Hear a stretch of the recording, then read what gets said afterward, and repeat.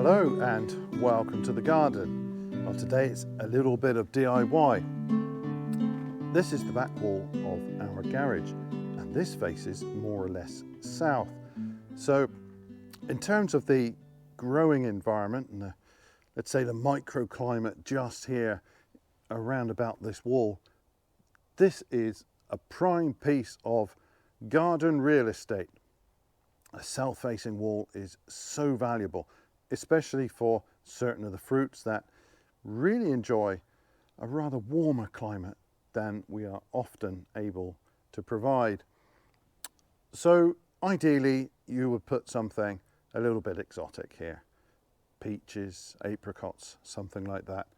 But of course, down at the base of the garage here, there's nothing but concrete, and even if I went through the concrete, I would find some horrendous old junk underneath here. So this is not so easy to make use of.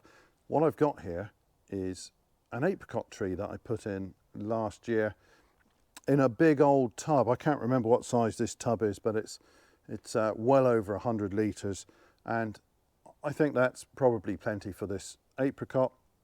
Now actually this is just about to burst into flower, and I will probably be taking away quite a bit of this as I start to fan train this here against the wall. But before I can do any of that, before I can tie these branches into their proper position, at the moment there's just a couple of bamboo canes here just holding them roughly in place, stopping them flapping around in the wind. But before I can deal with this, I've got to get some wires on the walls. So many months ago I cut the timber to do this job and we painted it up. I can't remember when this was, but yeah, it's probably a year ago. Anyway, I need to get these pieces of timber. I've got two of them on the wall, and vertical would be nice. Somewhere about there, so I can screw through into the wall, fix that in place, and then I've got something that I can put some eyes in, and that's probably easier, I think, than just trying to screw the eyes into the wall. And the other point is that it spaces those away from the wall. If I put eyes directly in the wall, I could do that. I could drill through the wall, put a plug in, screw a vine eye in, and that would be okay. But that's then really very close to the wall, and I'd like to have these wires out a little bit further. So if I use a piece of timber on the wall instead, that will pull these eyes out a good 3 inches, and yeah, I think that's probably beneficial. So that's the plan. Drill through, get some wires on. So I'm going to put, I think, 5 screws in each of these pieces of timber. That should be more than enough. 3 is probably enough, to be honest. I'm going to fix them in with the usual brown plugs. I don't need any big old bolts on this sort of thing. It's not a huge amount of force involved here. There's very little pulling on this. There is some shear force, and I've got some big old screws here. Brown plugs are going to be more than adequate for this job. So what I'll do is make a small hole in 5 places in the timber. I will then, with the help of my wife, will juggle that up against the wall and try and hold it in place while I run through each of those holes with a small masonry drill, and that will mark the render on the wall where I need to drill.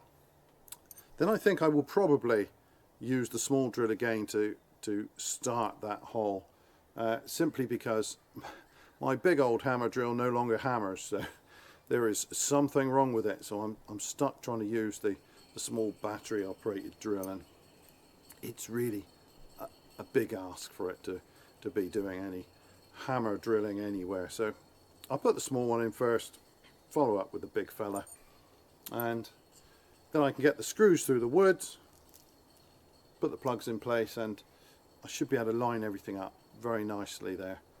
That's the plan. I'm not going to be too fussy about where I put these, roughly in the centre.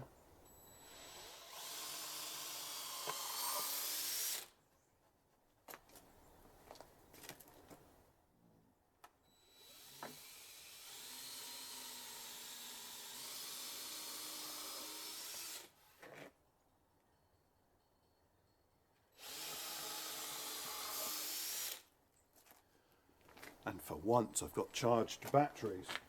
That does make a change. To make our lives easier, I've just stood this piece of timber on a stack of old wood so we don't have to hold the weight. The wall's not quite flat there. It's not bad. It'll be all right. And now I can set that so that it's vertical, more or less. It's not exactly critical, of course. And then I can just run through and mark these holes.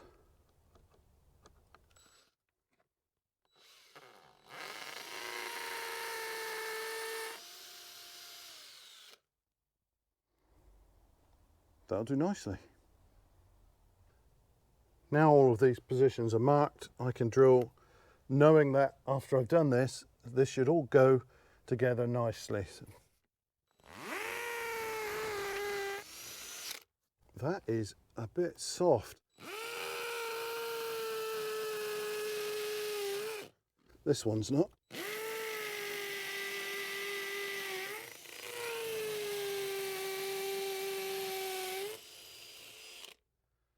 Well, I'm either in a soft block here or I could be in a mortar joint, which is not great. But of course I've got 5 fixings and I probably only need 3 here, so I'm not going to worry too much about that. If need be, I can always move that. Of course I can't tell where the mortar joints are going to be here, but those last 2 are solid, so that'll be all right.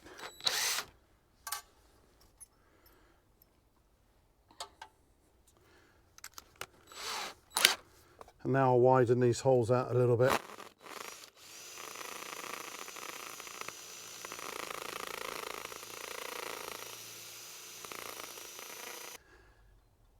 If I ever have any problem, I'll put a massive hole straight through the lot of it and put a bolt through. Right, brown plugs, let's check the size. Yeah, that's fine. Yeah. Okay.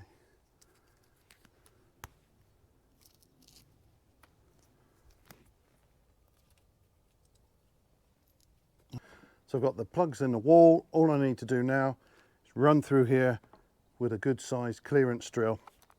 Without a clearance drill, it will not pull up tight. So I'll just open these holes up. I do not need it on hammer now.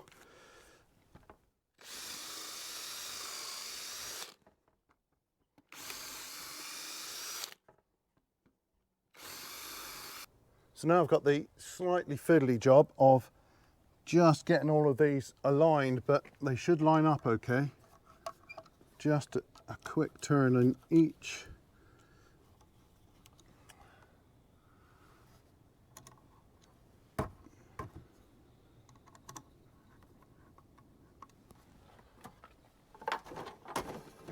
Oops.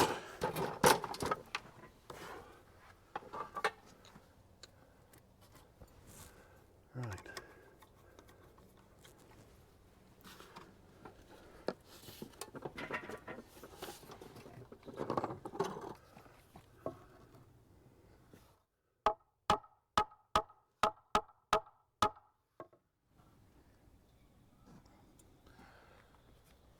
So they're all lined up okay now. What I want to do is just give these a gentle tap to push that plug in a little bit further, because I don't want that trying to fix into the render. I want that fixed into the block underneath.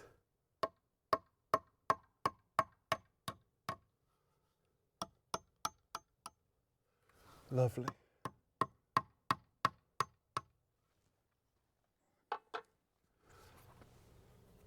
I'll drive the middle one in and then I will check the vertical. There's not a huge amount of movement at this stage, but I will be able to adjust it slightly.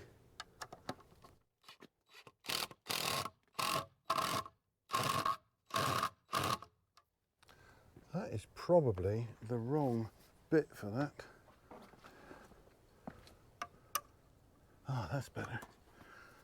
Thought so. These are quite big. That's a posi 3 there, not a 2.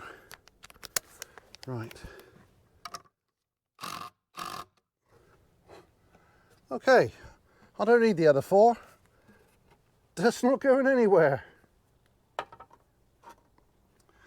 Okay, so let's see how bad this is.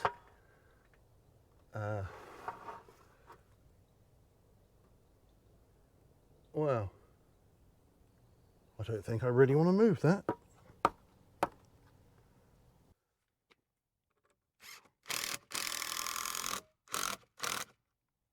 So this one's secure.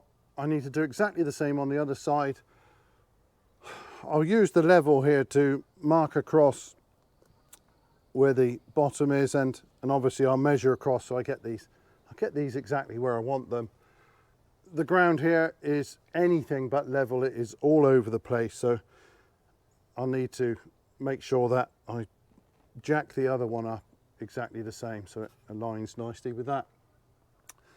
Otherwise it's just going to look weird, but yeah, exactly the same on the other side. So I found a whole bunch of vine eyes, and these will be perfect for this job.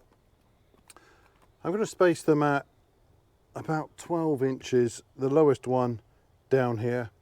I can always add more later on if I need it. And I'm going to put a small pilot drill in for these. I don't want to split the wood here. So roughly in the center.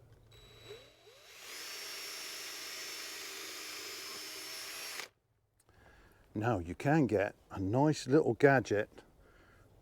These things slip into it and you can use a power tool to wind them in. Well, when we moved all of the stuff out of the potting shed after the storm, I have no idea where it ended up. So I'm going to have to do this the hard way.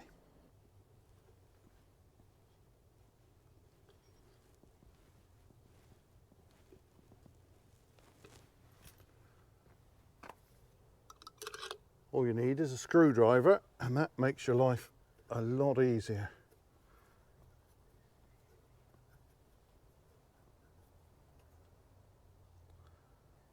Now actually, if you're going to put a lot of tension on these, it's a good idea to wind these quite a long way in. I'm probably not going to put that much tension on, so I don't have to wind this in too tight, and again that's going to give me a reasonable distance from the wall. I don't want it crowded there, so a couple more turns and that will be enough. Yeah, I think that's absolutely fine. Yes. Right, 1 down, 11 more to go.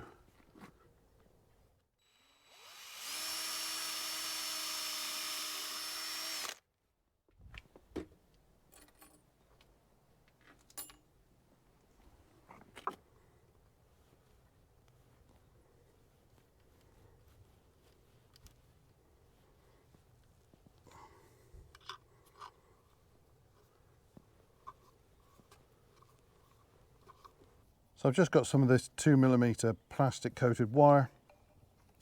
You can use stronger stuff if you need to, but I think this is probably more than enough for this task. So I'm just going to fold that around this end.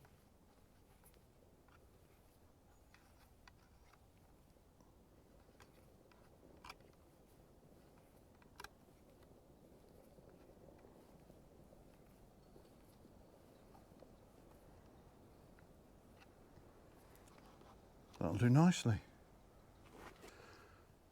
So in many places I've got some turnbuckles to keep wires tight.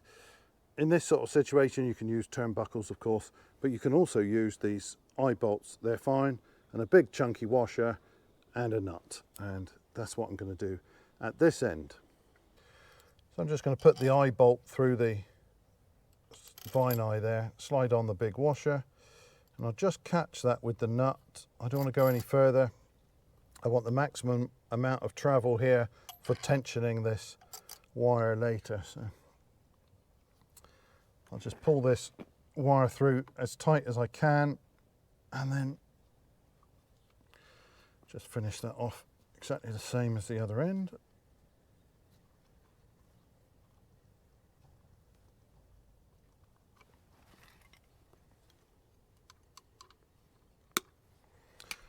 And now I can tighten that up by just turning that nut there. It's a lovely, nice tight wire. I don't need it too tight.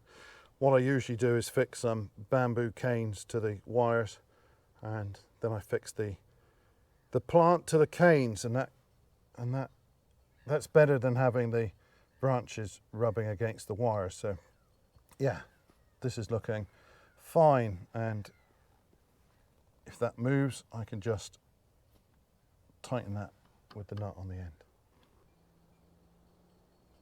So I've got all of the wires on. I've got half a dozen there.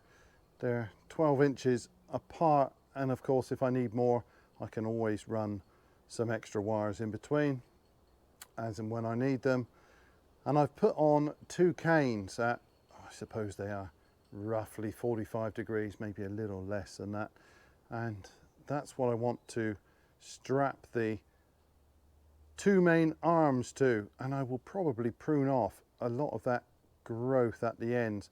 It's not exactly where I want it to be, so I think the pruning for these fellas will start pretty soon actually. I mean, we're moments away from bud break, and I think it's safe to prune them after bud break. And you don't want to prune any of the stone fruits in the winter. They are rather susceptible to various diseases, so they are best pruned after bud break and then through the summer. So I will cut back those Y arms rather shorter than they are at the moment and start their fan training. For now though, I want to just cut the strings that are attaching them to those canes and get the bottom part of those arms tied into the new canes.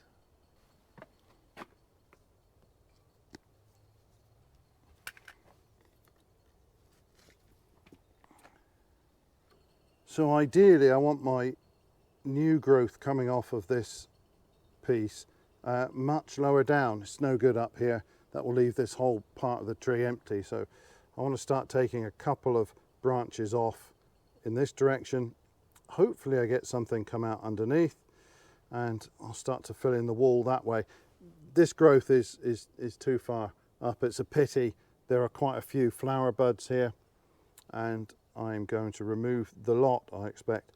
I will probably shorten these back to about here, and yeah, it seems a little bit brutal, but it's a good idea to start the training in the right sort of way. So what I want to do now is just pin that in place alongside these canes here, and for that purpose I do quite like this rubbery tie material. It's hollow, but it's very stretchy, so it doesn't cause any harm to the bark here. So I'll go round there, and I will put a couple of twists in between the cane and the branch, and I'll be a little bit careful not to compromise any of these buds that I might want to use. And then just, oops, this is where 3 or 4 hands would be handy. Right, that will do for now.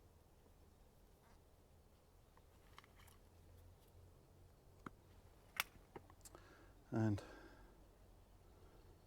yeah, I quite like that bud. There's another nice one right there that is fit to go, and that's probably where I will cut this branch. I won't do that quite yet. I will leave this for maybe another week or two, just until we're well into the bud break there. I'm not going to bother with putting twists on this. It's just a temporary tie there. So that sits nicely. Yeah, and same on the other side. Right, so this job is finished, and I'm quite happy with that, because this is one that's been hanging around for at least a year. In a week or two, whenever we've got proper bud break here, I will come back and shorten these arms.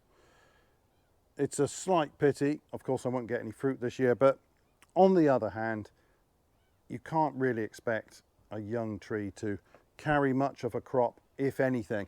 In all likelihood, I mean, that would be the first fruit it could set. In all likelihood, it would abort those and not make it. So we probably haven't lost anything. But anyway, hopefully I get some nice new arms starting here, part of the framework of the apricot.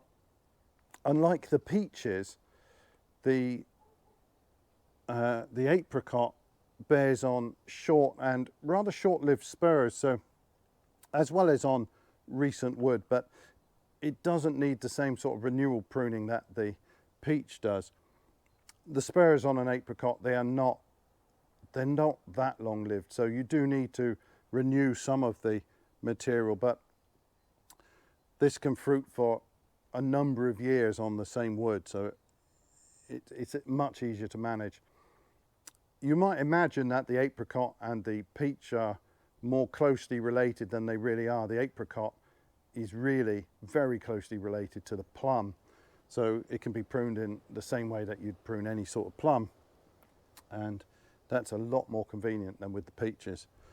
So I can have a longer lived framework of branches and a more substantial framework across this wall to hopefully spread out all of that lovely fruit. But anyway, that is it for this video. Thanks ever so much for watching, and bye for now.